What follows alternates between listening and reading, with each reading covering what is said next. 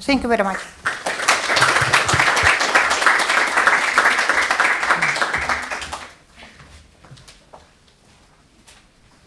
Well, thank you very much, Mrs. Kiselyova.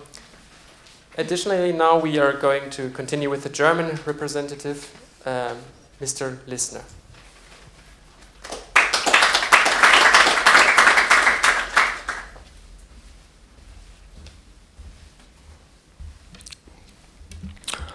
Szanowni Panie ta Panowie, lubi druzy, Ladies and gentlemen, dear friends, which either, but I will try anyways.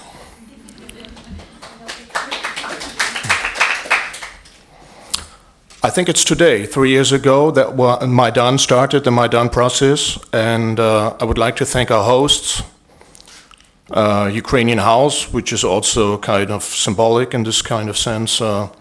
The Ukrainian side has done lots of efforts during the last 3 years. Of course, there are still problems, but generally you're right. You're on the right side. You're going the right direction, and thank you very much for the choices you've made, the choices for freedom, independence, and a good working together of nations within Europe. Dialogue is important and is almost always good. This is also why the Foreign Ministry of Germany is financing this and is supporting it. However, dialogue can also have other aspects to it, can be manipulated, for example. And as we all know, this is also taking place nowadays, especially through a very wide and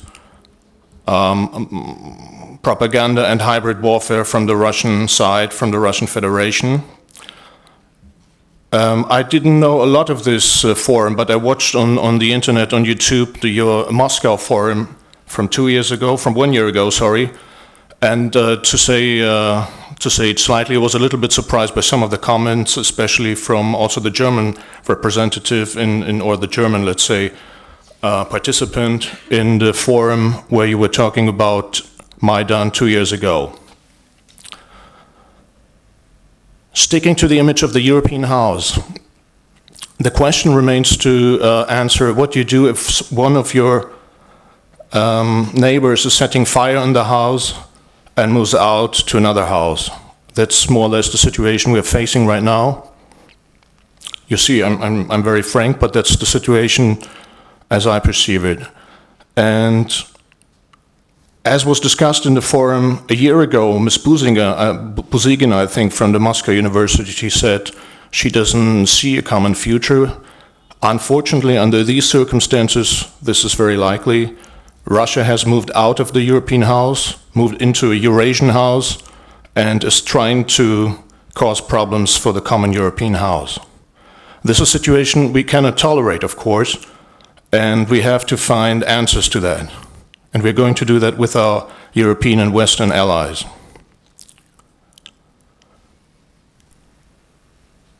The situation is difficult and tense, and I think none of us can promise any quick solutions. But let's be clear on this one.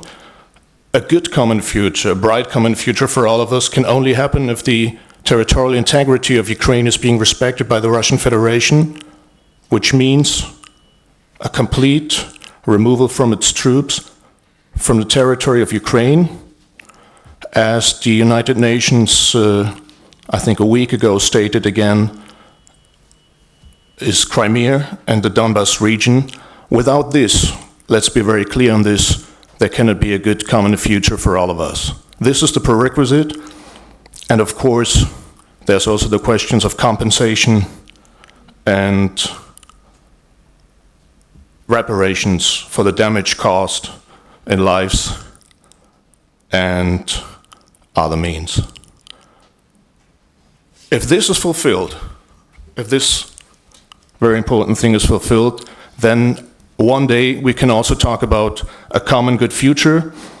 I think it will take another generation, maybe your generation. Let's hope for that. This is why we are funding these events, because, and I know I also have a couple of Russian friends, and I know that within the Russian Federation many people think like that, and within the Russian Federation people want peace, a real peace and are against the propaganda of its own government.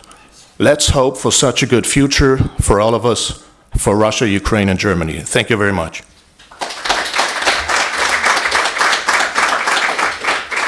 Thank you, Mr. Lissner. This is already the end of our opening celebration.